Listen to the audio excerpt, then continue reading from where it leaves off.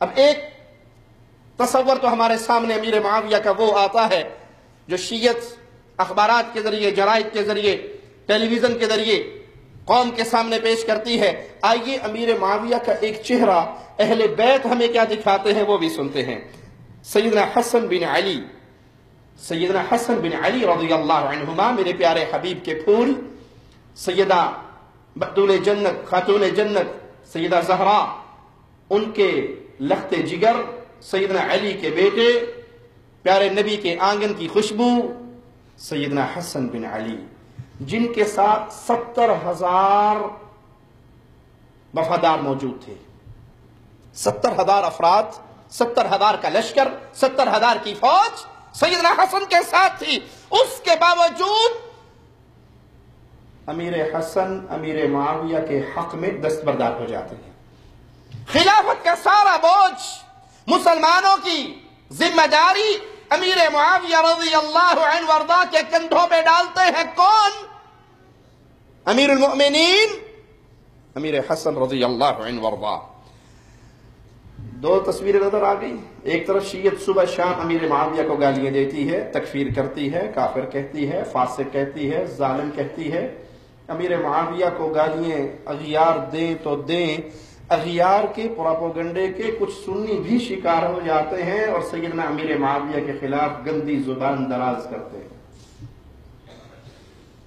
ہم کہتے ہیں ہم سیدنا علی کے ساتھ ہیں، سیدنا امیر معاویہ کے بھی ساتھ ہیں، یہ پیارے نبی کے صحابہ ہیں، ان کے آپس کے درمیان جو کچھ ہوا یہ جانے، ان کے اللہ جانے، یہ جانے ان کا رب جانے۔ ہمارے لیے مولا علی بھی قابل احترام ہے، امیر معاویہ بھی قابل احترام ہے، صحابی ہونے میں برابر ہے، وگرنہ امیر معاویہ شان میں علی کے برابر نہیں۔ علی تمام صحابہ میں سوائے 3 کو چھوڑ کے سب سے افضل ہے۔ ابو بکر، عمر، عثمان کے بعد پیارے حبیب کے تمام صحابہ میں سب سے افضل سیدنا علی رضی اللہ عنہ وارضاہ۔ لیکن اس کا یہ معنی تو نہیں کہ امیر معاویہ کو گالیاں دی جائے، اس کا یہ معنی تو نہیں کہ امیر معاویہ کی تکفیر کی جائے۔ امیر معاویہ بھی صحابی رسول، امیر معاویہ بھی جنتی، امیر معاویہ کاتب وحی، امیر معاویہ جن کے لیے محمد رسول اللہ صلی اللہ علیہ وسلم دعائیں کرتے رہے۔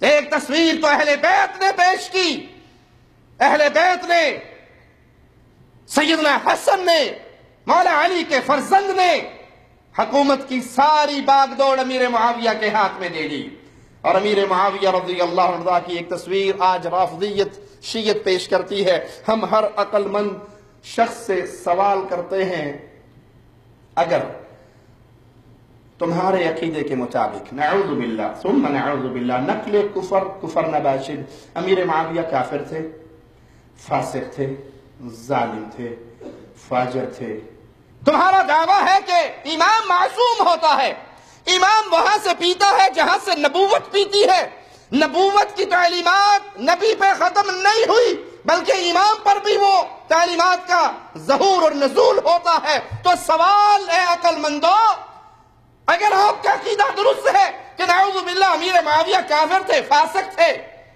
فاجر تھے، ظالم تھے، حکومت لینے کے لیے ہزاروں کا خون بہایا، مال کے ذریعے لوگوں کو خریدا، اگر تمہارا یہ جھوٹ مان لیا جائے تو ہم سوال کرنے کے حقدار ہیں، اس شخص کے بارے میں کیا کہو گے جس نے مسلمانوں کی ساری حکومت کی ذمہ داری ایک کافر، ایک فاسق، ایک ظالم، ایک فاجر، مال کے ذریعے حکومتیں خریدنے والا، خون بہانے والا، اس کے کندھوں پہ ڈال دی، اسے کیا کہو گے؟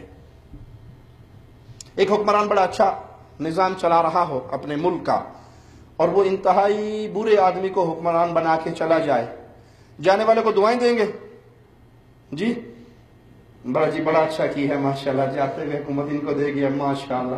اب جو ہے نا بجلی کی تاریں وہ صرف کبوتروں کے بیٹھنے کے کام آتی ہیں، بجلی باقی نہیں آتی، اس میں دعائیں دو گے اسے، کیا کہو گے کہ ایسے آدمی کو تم؟ ابو بکر صدیق کو کسی نے کہا تھا عمر کو خلیفہ بنا کے جا رہے ہو، جانتے نہیں ہو کتنا سخت ہے؟ جواب میں کہا تھا اپنے رب کو کہہ سکوں گا، اللہ میں نے اپنے بعد دھرتی کے سب سے اچھے آدمی کو حکومت کی ذمہ داری دی۔ سیدنا حسن پہ تان ہوتا ہے تمہارے ان جملوں سے. اگر نعوذ باللہ امیر معاویہ کافر، فاسق، ظالم، فاجر تھے تو امام معصوم تمہارے عقیدے کے مطابق اس کو خلیفہ بنا کر گئے. تو جو کافر کو خلیفہ بنائے، جو فاسق کو خلیفہ بنائے، جو فاجر کو خلیفہ بنائے، جو ظالم کو خلیفہ بنائے، اس کو کیا کہو گے؟ وہ اس جرم میں برابر کا شریک نہیں. اگر یہ جرم ہے تو پھر ماننا پڑے گا حسن معصوم، کیونکہ معصوم سے غلطی نہیں ہوتی. آپ کے عقیدے کے مطابق معصوم سے غلطی نہیں ہوتی. اگر یہ امیر معاویہ پہ لگنے والی ساری تہمتیں درست ہیں، جنہوں نے اپنے من کی سیاہی کو اپنے منہ پہ ملا ہے، ان کی باتیں ٹھیک ہیں، تو پھر مانو حسن اس کے اندر برابر کے شریک ہیں. اور اگر یہ نہیں مانتے، کہتے ہو نہیں حسن معصوم ہے، ان سے غلطی نہیں ہو سکتی، تو پھر مانو جس کو اپنے بعد خلیفہ بنایا، جس کے ہاتھ کے اندر اپنا ہاتھ دیا، جس کے ہاتھ میں اپنے بھائی حسین کا ہاتھ دیا، جس کے ہاتھ میں اپنے فوج کے کمانڈر ان چیف کا ہاتھ دیا، وہ نہ کافر تھا، نہ فاسق تھا، نہ ظالم تھا، نہ باغی تھا، بلکہ وہ اس قابل تھا کہ مسلمانوں کا خلیفہ بن سکے. آج تو اس رجب کے مہینے میں ایمان کا کونڈا کرنے والے دیوس سیدنا امیر معاویہ کے خلاف باقاعدہ فیس بک پہ پوسٹ شیئر کرتے ہیں، جس میں امیر معاویہ کو گالیاں دیتے ہوئے لکھتے ہیں کہ ہم نے سنیت کو دھوکہ دیا ہے کونڈوں کے نام پہ. حقیقت میں آج کا دن تو معاویہ کی وفات پہ جشن کا دن ہے. کاش یہ سوئی ہوئی سنیت جاگ جائے اور اپنے پیارے حبیب محمد الرسول اللہ صلی اللہ علیہ وسلم کے صحابہ کی عزت کو، ان کی شان کو سمجھے اور ان ظالموں کے مکر و فریب سے باہر نکلے. ہم سوال کرتے ہیں، سیدنا علی رضی اللہ عنہ سیدنا امیر معاویہ سے جنگ کرتے رہے، اور سیدنا حسن، وہ حسن جن کی خلافت سنبھالنے کے بعد سے لے کر دستبرداری تک ایک قطرہ خون بھی زمین پہ مسلمان کا نہیں گرا. پیارے حبیب محمد الرسول اللہ صلی اللہ علیہ وسلم کا وہ فرمان سچ ثابت ہوا. آپ نے کہا تھا ایک بار حسن کو دیکھ کر، یہ میرا بیٹا سردار ہے، یہ سید ہے، اللہ مسلمانوں کی 2 جماعتوں کو اس سردار کے ہاتھ پہ اکٹھا کرے گا.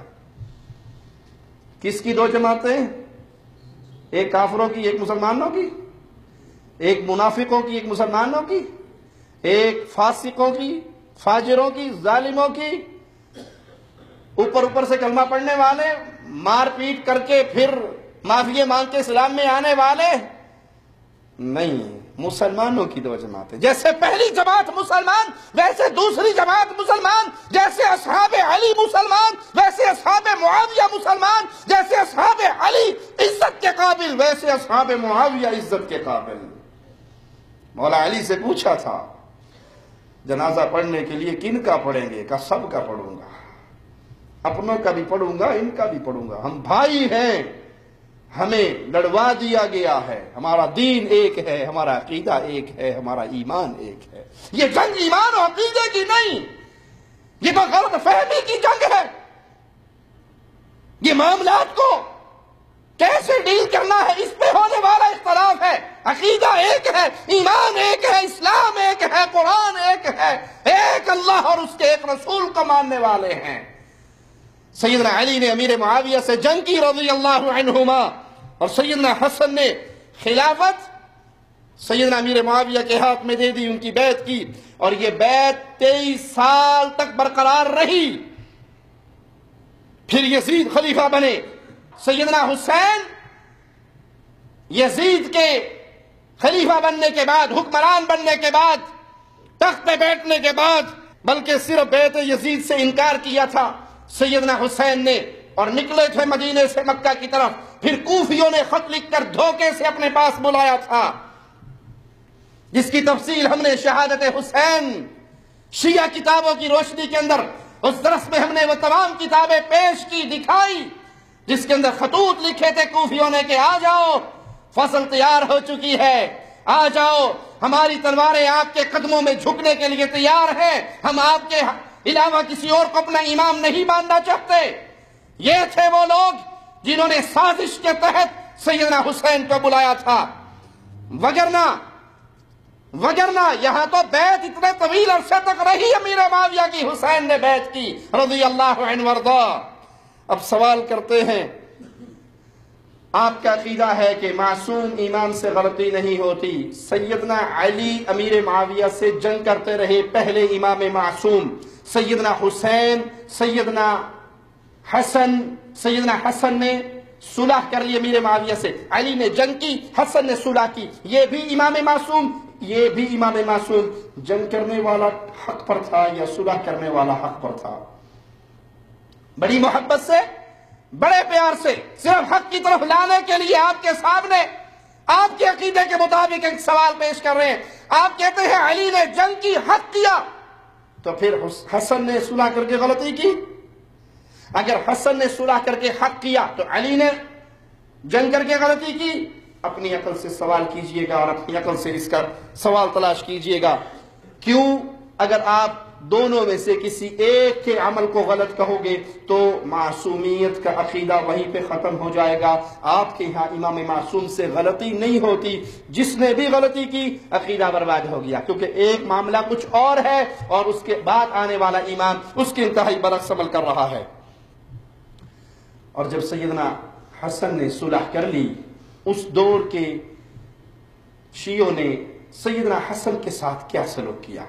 ہماری نہ سنیے، ہماری نہ مانیے، کشف الغمہ کو پڑھیے، احسن المقال کو پڑھیے، اپنی گھر کی لکھی ہوئی کتابوں کو پڑھیے۔ سیدنا حسن رضی اللہ عنہ نے جب صلح کی، حکومت امیر معاویہ کے ہاتھ میں دی، اپنا ہاتھ امیر معاویہ کے ہاتھ میں دیا، امیر معاویہ کو سیدنا علی کے منبر پہ لا کے بٹھایا۔ کشف الغمہ صفحہ 540، کتاب الارشاد شیخ مفید کی صفحہ 190، یہ آپ کے گھر کی کتابیں ہیں، کسی سنی رائٹر مورخ کی کتاب نہیں۔ الفصول المہمہ لمعرفت احوال الائمہ صفحہ 162، ابو جعفر سے روایت ہے، آپ نے فرمایا سیدنا حسن کے شیعوں میں سے ایک آدمی جس کا نام سفیان تھا، وہ آیا سیدنا حسن کے پاس۔ سیدنا حسن رضی اللہ عنہ وارضاہ اپنے گھر کے کونے میں بیٹھے ہوئے تھے۔ اس نے کہا، مومنوں کو ذلیل کرنے والے تجھ پہ سلام ہو۔ شیعان علی میں سے، شیعان حسن میں سے ایک شیعہ آتا ہے، کشف الغمہ کتاب الارشاد گواہی دے رہی ہے، اور وہ شیعہ کے سیدنا حسن سے کہتا ہے، اے مومنوں کو ذلیل کرنے والے تجھ پہ سلام ہو۔ سیدنا حسن رضی اللہ عنہ وہ سوال کرتے ہیں، میں نے مومنوں کو کیسے ذلیل کیا، اس کی کیا دلیل ہے؟ تو وہ جواب میں کہتا ہے، آپ نے امت کا بوجھ اپنی گردن سے اتار کر یہ خلافت ایک باغی سرکش کے گردن پہ رکھ دی جو قرآن سے ہٹ کر فیصلے کرتا ہے۔ جس چیز کی اس کو خبر ہوئی اس کی خبر امام معصوم کو نہیں ہوئی، جس کو یہ باغی اور سرکش کہہ رہا ہے امام معصوم کو نہیں پتا تھا کہ یہ باغی ہے، یہ سرکش ہے، یہ قرآن کے خلاف فیصلے کرتا ہے۔ اس سوال پہ غور کریں گے تو بڑی جلدی ہدایت کا راستہ مل جائے گا۔